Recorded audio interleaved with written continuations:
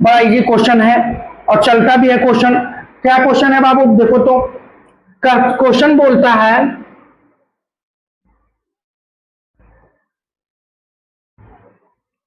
कि prove that, और ये फिक्स है question, prove that √5 is a irrational number. अच्छा बाबू एक बात बताओ, अगर हम बोले ये पेंसिल है लेकिन मेरे हाथ में क्या है, कलम है, तो अगर हम दिखा दे कि पेंसिल का गुण नहीं है तो ये क्या है बाबू, कलम है। मतलब कि मान लेते हैं किसी चीज को माने और वो गलत हो गया तो यानी कि वो सब वस्तु वो नहीं है। अगर ऐसा क्वेश्चन जब भी आएगा तो आंख मूंद करके तरीका एक ही है बाबू, देखिए कैसे बनाएंगे।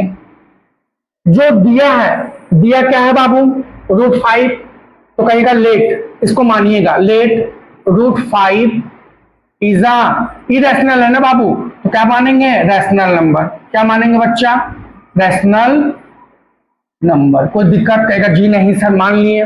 उसके बाद कुछ होगा, कहेगा चलो ना, आप जानते हैं अगर रैशनल नंबर है तो उसको किस फॉर्म में लिखा जा सकता है, तो p/q के रूप में, यानी कि √5 को क्या लिख सकते हैं बाबू, p/q के रूप में। यहां तक कोई दिक्कत, अगर p/q के रूप में लिख सकते हैं तो क्या बोलेंगे यहां पे, वेयर q को नहीं होना चाहिए 0 and p and q are coprime. Coprime मतलब बाबू इन दोनों का HCF हमेशा कितना आना चाहिए, 1। अगर एक के अलावा कोई आ गया यानी कि ये कोप्राइम नहीं है।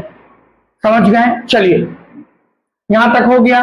अब क्या करेंगे बाबू, स्क्वायरिंग बोथ साइड। क्या करेंगे, squaring both side, squaring both side, दोनों तरफ स्क्वायर करो तो बाबू तो ये हो जाएगा √5 का होल स्क्वायर बराबर p/q का होल स्क्वायर। कहेगा जी सर आगे, √5 का स्क्वायर कितना हो जाएगा बाबू, तो √5 का स्क्वायर 5 बराबर p²/q²।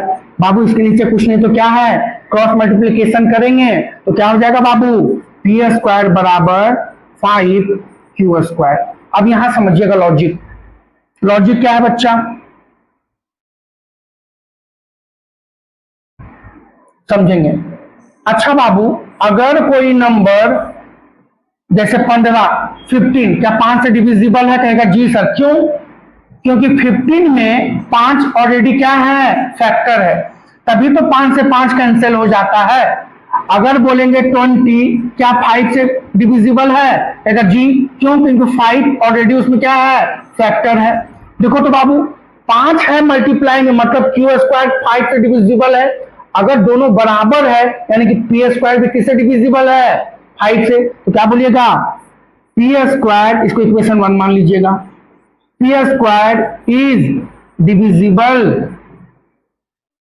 डिविजिबल बाई किससे बाबू, अगर p² है तो p भी तो डिविजिबल होगा बाबू, तो p is also divisible by 5।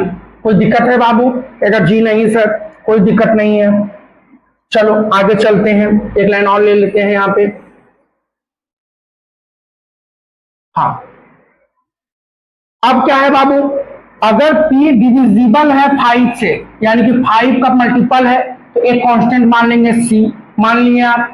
इसी p का मान आप इक्वेशन 1 में रख दीजिए, क्या बोलिएगा, पुट p बराबर 5c इन इक्वेशन 1। इक्वेशन 1 क्या माने बाबू, देखो तो p² बराबर 5q², यही माने ना इक्वेशन 1। तो क्या हो जाएगा बच्चा, देखो तो बाबू 5c का होल स्क्वायर बराबर 5q² होगा बाबू, 5 मतलब 25c² बराबर 5q² होगा कि नहीं होगा, गौर से समझिएगा। इसको ऐसा लिख सकते हैं बाबू, 5q² बराबर 25, पोजीशन चेंज की, इसको इधर इसको इधर, तो q² बराबर क्या हो जाएगा बाबू, तो कहिएगा 25c²/5। कैंसिल करो बाबू, तो q² बराबर क्या हो जाएगा, 5c²। देखो तो बाबू 5 का मल्टीपल है ना, यानी कि q² किससे डिविजिबल होगा, 5 से, तो क्या बोलेंगे आप यहाँ पे, q² इज डिविजिबल बाई किससे? 5 से। तो Q भी किससे डिविजिबल होगा बाबू? Q is also divisible by 5। आप यहां बोले कोप्राइल और यहां पे 5 से डिविजिबल बता रहे हैं, यानी कि मेरा मानना क्या था? गलत था। तो क्या बोलेंगे? Our assumption is wrong. जो माने थे वो गलत है। तो अगर माने क्या थे? रैशनल नंबर, मतलब अगर ये रैशनल नहीं तो क्या है? इरेशनल। इसलिए √5 इज अ इरेशनल नंबर। यहां तक कोई दिक्कत? कहेगा जी नहीं सर। यहां तक समझ गए? कहेगा जी। अब अगला क्वेश्चन में चलते हैं। चलिए